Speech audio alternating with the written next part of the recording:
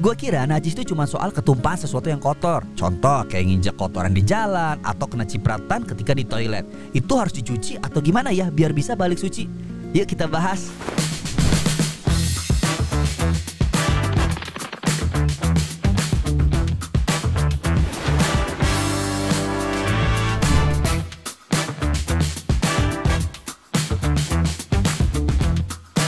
Ngopi bareng Ustadz. Yuk kita bahas.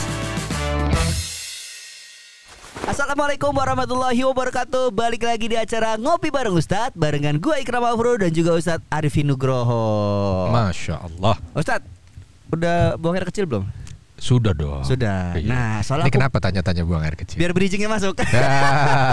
Karena seputaran tentang najis-najis Ustadz. Oh iya. Kita mau bahas najis ya. Iya, karena kayak kita ini kan cowok paling banyak masuk di neraka. Kalau nggak salah masalah buang air kecilnya yang nggak melihat najisnya itu. Betul. Kayak ini pengalaman aku pribadi yang kewakilin dari para haji muda Ustadz ya. Kan ketika kita laki-laki memang disarankan ketika pipis itu kan duduk ya Ustadz ya. Iya, betul. Tapi terkadang ada beberapa momen di mall apa segala itu berdiri Ustadz. Karena ketika kita lagi pipis itu kita ngelihat nggak ada pantulan cipratan. Tapi kerasa kayaknya ini kena ke celana deh, walaupun cuma sedikit gitu. Nah itu gimana Ustadz? Apakah harus ganti celana di mall? Aduh kita nggak ada backup nih. Itu gimana tuh? Ya, jadi memang benar yang diomongin Ikram. Kalau orang itu diantara yang bisa membuat dia masuk neraka itu adalah layas tatir minal baul, kata Nabi begitu ya. Yang dia itu tidak memperhatikan gitu loh najis-najis di saat dia buang air kecil. Ya, entah itu mungkin karena nyipratnya, entah mungkin karena dia injak tempat bekas dia buang air kecil dan lain sebagainya, macam-macam lah mungkin ya sebabnya. Nah kalau untuk di kita mungkin yang paling sering begitu karena ya dia nggak dapat tempat untuk duduk, terus dia berdiri. Ketika berdiri air ini juga kena benda keras kan mantul ya. Maka yang pertama yang harus dia perhatikan adalah coba cari deh yang sekarang kan ada juga yang ada tutupnya tuh kan ya, itu cari itu ya. Sebenarnya sih orang kena najis itu nggak ada masalah, bukan dosa orang kena najis. Yang dosa kalau pakaian kena najis dia itu dia pakai buat sholat, di situ dosanya. Jadi misalkan nih saya nggak akan sholat sampai waktu tertentu ya, misalkan ini pakaian mau saya ganti jam 11 ya, saya mau kena najis mau kena macam-macam, silakan aja, nggak ada masalah. Sebab saya nanti ketika mau sholat saya nggak pakai pakaian itu, nggak dosa. Pakai sarung mungkin, mau pakai apa nggak dosa, nggak ada masalah. Yang jadi masalah itu ketika dia menggunakan pakaian yang teridentifikasi najis tadi itu jadi masalah. Celana paling banyak deh. Nah contoh misalkan buang air kecil jam 11, terus kemungkinan besar nih baju atau celana akan dia pakai buat sholat duhur. Nah ketika dia ada keraguan nih kena atau tidak, lebih baik dia antisipasi. Tempat-tempat yang mungkin dia kena itu dia sucikan lah. Karena itu hanya cipratan ya, ini cipratan yang kecil-kecil gitu kan, cukup dengan air lalu dia usapkan gitu. Berapa kali ada harus diganjil kah atau apa? Sebenarnya nggak ada berapa kalinya sih, tapi kalau mau hitungan yang biasa dipakai dalam bersuci ya 3 kali lah misalkan gitu kan ya, 3 kali untuk mengusap keseluruhannya bisa supaya bersih. Dan insya Allah habis itu boleh ibadah lagi dengan pakaian yang sama ya? Iya. Nah kalau misalkan mazi Ustadz, nah ini gimana nih? Kalau mazi agak lain ya, karena dia bukan cipratan kecil ya, dia jumlahnya mungkin lebih besar. Mungkin kita jelaskan dulu ke haji muda apa itu mazi. Boleh Ustadz. Jadi madhi itu adalah cairan bening yang keluar di saat syahwat seseorang itu terangsang. Dan ini keluarnya tidak terasa. Nah justru kita harus lebih hati-hati dengan ini. Sebab kadang-kadang kan kita, contoh misalkan lagi aktivitas terus dia tidak tahu tiba-tiba syahwat ini terangsang, kan nggak kerasa nih keluarnya. Hati-hati kalau dia nggak periksa sebelum sholat, bahaya karena dia bawa najis. Sebab madhi ini najis ya. Jatuhnya najis. Jadi kalau dia mau sholat dan dia rasa pernah ada syahwat terangsang, periksa tuh. Ya, periksa berarti kalau sekarang ini celana dalamnya yang diperiksa. Ya, celana dalam diperiksa, kemaluan diperiksa. Kalau ada cairan atau bekas cairan, biasanya dia warnanya jadi putih tuh kan, bercak gitu. Dia sucikan dengan air. Dibilas aja, tapi agak banyak. Agak banyak, beda dengan yang tadi cipratan itu. Ya, agak banyak. Terus sampai bersih baru dia bisa sholat dengan pakaian itu. Kalau tidak memungkinkan untuk ganti. Tapi kalau memungkinkan untuk ganti ya jauh lebih bagus ketika dia siapkan pakaian sholat. Nah apakah ketika mazi keluar, kan kita nggak tahu Ustaz ya, apakah dia harus mandi junub juga? Kalau mazi tidak mandi junub. Ada dalam istilah itu mazi dan wadi. Apa tuh? Kalau wadi ini adalah cairan yang keluar di akhir ketika orang buang air kecil. Jadi ada sisa-sisa.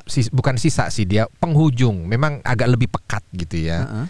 Nah, ini biasanya orang juga akan merasakan sesuatu. Makanya kita kadang-kadang geleng-geleng gitu kan kalau buang. Itu artinya wadi keluar. Itu tidak harus mandi karena dia bukan junub. Madhi juga walaupun syahwat terangsang, tapi itu tidak membuat orang itu janabah. Jadi tidak perlu mandi junub. Yang mandi junub itu hanya satu ya, sperma. Ketika sperma keluar maka dia dalam kondisi janabah dan harus mandi junub. Oke, berarti masih aman ya. Aman. Aku pengen nanya, ini ajaran mamaku Ustaz, tapi mungkin teman-teman bisa ada yang sama ya.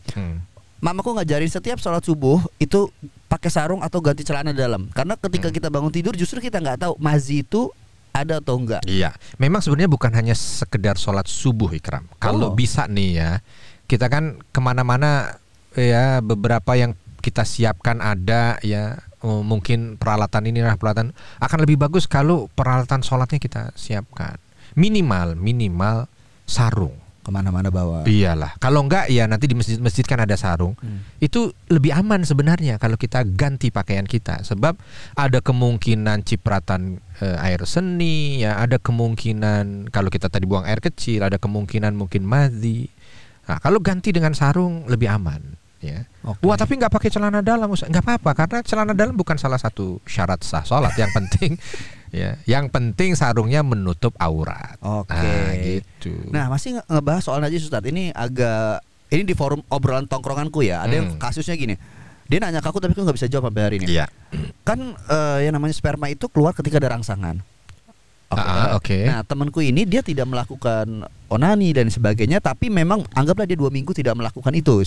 Terus tiba-tiba pas lagi kencing, kok kencingnya susah ya. Ternyata yang keluar adalah sperma yang sudah menumpuk. Nah, itu apakah mandi wajib atau enggak? Karena dia tidak terangsang. Baik. Semua urusannya kalau dia itu sperma keluar maka wajib mandi wajib. Mau terangsang tidak terangsang. Kadang-kadang nih dia tidur tidak ada rangsangan sama sekali, bahkan tidak ingat mimpinya apa, tiba-tiba pagi dia dapat sperma keluar. Berarti dia dalam kondisi janabah. Begitu juga mungkin di saat dia buang air kecil atau apa, tuh mandi janabah. Nah, mandi janabah. Kalau najis dari piaraan Ustadz, kan banyak nih mungkin anjing muda yang cewek atau cowok, bahkan muslim ya, anjing atau kucing. Kalau misalkan Ustadz kita megang anjing, ada yang bilang selama nggak kena liurnya nggak apa-apa. Tapi kan kita nggak tahu, mungkin dia habis tiduran kena liur. Nah, itu tuh gimana Ustaz? Jadi begini, Nabi SAW menyampaikan kalau di dalam rumah ada anjing maka malaikat tidak masuk ke dalam. Ada anjing, ada patung, tuh malaikat nggak masuk. Ya. Wah, kalau gitu enak dong, malaikat Israel nggak masuk nggak? Gak gitu konsepnya dong. Kalau malaikat Israel nggak peduli mau ada patung mau ada anjing. Yang nggak masuk ini masalahnya malaikat rahmat. Kan rugi dong kita. Malaikat rahmat nggak masuk, berarti kita nggak dapat kasih sayang Allah. Nah, tapi orang dulu pada punya anjing, betul. Orang dulu pada punya anjing. Bahkan beberapa kalau kita lihat kisah-kisah para sahabat itu ada anjing. Tapi anjing itu pada masa itu ditaruh di luar rumah. Jauh bukan di dalam rumah. Lalu berikutnya itu ada fungsinya adalah untuk menjaga rumah mungkin, atau fungsinya untuk berburu, karena pada masa itu ya alat berburu diantaranya yang paling efisien itu anjing. Bahkan menggembala, betul, menggembala kambing-kambing yang jumlahnya besar supaya terbebas dari serigala atau apa, sehingga cepat memberitahu anjing. Tapi kalau misalkan sekarang kan kebanyakan memelihara karena suka, lucu. Nah, itu kalau dalam madhab Syafi'i memelihara anjing termasuk di bahagian yang untuk dimasuk ke dalam gitu ya. Ini konteksnya nanti akan banyak sekali madorot yang ada. Contoh misalkan nanti air liurnya kan najis. Betul. Kalau dia jilat-jilat, dan anjing paling tidak bisa kalau tidak menjilat kan. Betul. Atau tidak menjulurkan lidahnya. Bahkan menjatuhkan liur. Dia jatuh liur itu memang tidak dosa. Kita dijilat pun tidak dosa. Jangan dikira kalau kita dijilat anjing langsung kita dosa. Enggak juga. Tapi yang menjadi dosa nih kalau jilatan ini tidak kita sucikan dan kita bawa sholat, itu kan dosa. Kenapa? Sholat kita tidak sah. Padahal mencucinya kan harus dengan 7 kali air, 1 kalinya dengan tanah atau dengan debu. Ya kalau kita siap begitu, jilat. Tapi kan memperberat hidup ya. Kalau kena bulunya Ustaz, sholat ada bulu anjing. nempel. Anggap kan kita suka nempel, bulu anjing itu kan suka nempel ya di baju. Gimana tuh nempelnya gimana? Nempel Terbang apa kita gendong? Abis kita ngelus-ngelus terbang nempel. Ya, memang yang menjadi yang menjadikan dia itu najis liurnya. Kalau untuk anjing ya, beda dengan babi. Kalau babi keseluruhan ya. Oh. Nah, ya, dari ujung hidung sampai ujung buntut babi ya. Okay. Tapi kalau anjing liurnya, idza walagal qalb fi ina'i ahadikum, kata Nabi, kalau itu anjing jilat ya satu bejana, kalau orang dulu ngomongnya bejana gitu. Maka kata Nabi cuci 7 kali, salah satunya dengan debu, dengan turab ya. Nah, itu ulama mengatakan liurnya memang yang najis. Tapi kita lihat kan anjing kadang-kadang jilat-jilat, nempel bekas liurnya di badannya. Makanya kalau tangan kita ini dalam kondisi basah berjumpa dengan dia, ini jadi najis. Tapi kalau umpama entah basah dengan keringat, entah basah dengan air, entah basah, atau dia dalam kondisi basah. Kalau kucing? Kalau kucing beda. Kata Nabi, sahabat juga pernah tanya, nah kalau anjing begitu bagaimana dengan kucing ya Rasulullah? Nabi hanya mengatakan kucing itu minat tawafin ya. Kucing itu yang banyak sekali masuk keluar di rumah kalian ya, dan dia itu tidak najis. Beda. Jadi liurnya kucing, jilatan kucing, bulu kucing itu tidak najis. Kecuali kotoran sama kencingnya tetap najis. Ya, kalau itu masuk dalam kotoran kan, semua kotoran hewan itu najis. Kalau lagi sholat Ustaz, kena pup dari cecek. Kena pas di hidung lagi. Ngerti. Atau burung Ustaz. Itu atau contohnya kita lagi ibadah di masjid ya, kena cecek. Sholat ya. Sholat batal sholatnya, tidak batal wudunya. Berarti ngulang lagi? Ngulang dong, kan batal. Seperti berarti cuma dibuang gini doang. Disucikan dengan air. Oke. Ya. Jangan dibuang, nanti takut kena jamaah lain kan. Masa gua aja yang batal, cari kawan orang, kena orang lagi. Cari kawan. Itu bisa panjang ceritanya. Oke. Dibuang di ini terus kasih air dah. Ustadz, balik lagi ke pertanyaan sebelumnya, aku baru kepikiran nih. Kalau misalkan kita anggaplah habis mimpi basah, ya kan celana najis, kita nih nggak pisah, tapi kita masukin ke mesin cuci. Okay. Apakah baju yang ada di situ semuanya itu jadi najis juga? Ya, pertanyaan bagus. Yang pertama saya pengen coba sampaikan ke Haji Muda nih. Kalau orang mimpi basah itu identiknya kan sperma sebenarnya ya. Sperma itu tidak najis. Ya, sperma itu tidak najis. Tapi kalau air kencing, madhi, wadi yang tadi kita bahas itu baru najis. Ya, nah misalkan contoh dalam sperma itu kan ada kemungkinan juga ada bercampur dengan madhi kan, nah, karena dia muqaddimah ya, terus mungkin ada cipratan air kencing segala macam. Kalau mau kita cuci bagaimana Ustaz? Kalau kita jadikan satu dengan baju yang lain nanti kan ini menajiskan semuanya, membuat yang lain itu menjadi najis. Betul. Jadi cara mencucinya yang perlu untuk kita perhatikan. Ini contoh, kalau dalam ember ada air, terus kita masukkan baju yang kena najis, maka itu sama dengan air suci ternajisi. Air suci ternajisi. Ya, air suci kena najis, jadi air sucinya jadi najis gitu kan. Beda kalau umpama ini ada ember lalu kita siram air. Kalau kita siram air berarti itu najis yang disucikan. Nah, jadi jangan siapin air dulu baru kita masukin baju kita yang ada najisnya, karena itu nanti akan membuat air itu jadi najis gitu. Begitupun di mesin cuci berarti. Nah, kalau di mesin cuci masukkan dulu biar diputar dengan air. Jadi semua masuk nih, entah boleh lah yang najis, nggak najis segala macam, nggak apa-apa, gabung aja jadi satu, buka kerannya sambil diputar. Nah itu nanti dia membuat baju yang ada di sana itu mau yang najis mau yang enggak semuanya tersucikan dengan air. Mungkin karena kalau di mesin cuci mungkin 2 kali bilas ya Ustaz. Iya. Nah, bagusnya jangan yang pertama itu langsung dikasih deterjen, jangan. Kenapa? Karena kita butuh air suci mensucikan. Kalau udah air kecampur dengan deterjen itu nanti jatuhnya bukan air suci mensucikan, hanya air suci tapi tidak mensucikan gitu. Nggak apa-apa, kita kasih dulu air biasa, baru nanti ulang lagi dengan deterjen. Gimana ceritanya Ustadz? Ada sebagian jamaah mungkin atau haji muda yang berpikir, Ustadz, alkohol itu kan haram. Iya, tapi ada yang bilang juga nggak boleh dipakai gitu sholat gitu. Kan sekarang banyak orang pakai parfum ada alkohol karena mungkin bukan untuk biar wangi gitu. Baik. Jadi sebenarnya yang najis itu khamr. Khamr itu najis. Minuman yang memabukkan itu najis. Ya. Kalau alkoholnya murni itu tidak najis. Ya. Karena berbeda antara khamar dengan alkohol kan. Memang khamar ini nanti ada alkoholnya di dalam sekian persen, tapi ingat ada airnya juga mungkin, ada sari apalagi. Jadi bukan satu murni alkohol aja. Ya. Karena orang kalau minum alkohol nggak mabok, Ikram, mati. Iya. Iya juga ya, benar. Sama kayak orang minum bensin ya. Dia nggak mabok, dia mati. Ya. Nah, beda antara khamar dengan alkohol. Jadi kalau ada orang pakai parfum yang beralkohol, ya dia tidak najis. Tapi kalau memakai parfum yang berkhamar, campurannya itu dengan khamar, itu jadi najis. Memang ada ya parfum? Ya kalau ini nggak ada deh. Tapi kalau ada yang menjaga, ada orang kan yang hati-hatinya, masya Allah gitu ya, wara namanya dalam Islam. Saya nggak mau pakai parfum yang beralkohol. Toh yang nggak beralkohol juga jauh lebih bagus, lebih wangi, ya nggak apa-apa, bagus lah. Niatnya adalah supaya dia lebih hati-hati dalam ibadah. Semua yang lebih hati-hati itu pasti lebih bagus. Gitu. Nah Ustadz, kalau kita bicara agak keluarga dikit nih, misalkan biasa kan ada yang kalau kita jamaah sholat sambil gendong bayinya. Iya. Nah, terus tiba-tiba kena muntahannya, kena kencingnya. Kita bisa tahu bayi ini mulai najis itu di usia berapa dan apakah ini termasuk bagus najis? Jadi muntah itu najis. Muntah bayi ya? Iya, muntah semuanya. Muntah bayi, muntah bapaknya bayi. Itu najis. Ya, itu najis ya.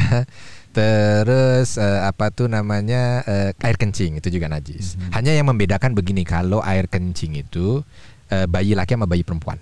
Beda. Ya, beda. Bagi mereka yang belum makan apa-apa, hanya air susu ibunya. Kalau yang bayi laki-laki itu namanya najis mukhaffafah, yang ringan. Ya, air kencingnya itu ringan. Ya, taruhlah kalau cuman diciprat dalam jumlah besar atau di apa itu masih oke, nggak apa-apa. Tapi kalau yang perempuan dia udah sama. Najisnya najis normal.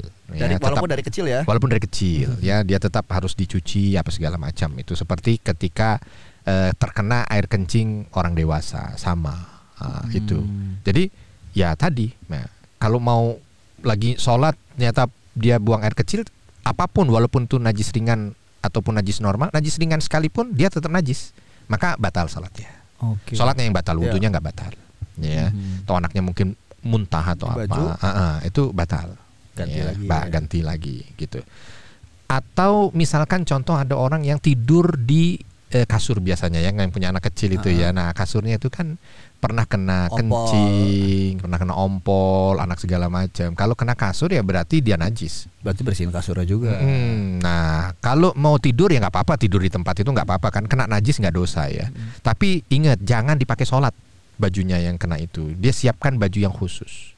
Ya, bukan berarti pokoknya harus begitu kena langsung dicuci, begitu kena langsung dicuci. Enggak. Enggak apa-apa, orang gendong misalkan ternyata anaknya lagi pup, anaknya lagi pipis, anaknya muntah, biarkan aja. Yang penting dia punya baju yang dia siapkan buat sholat.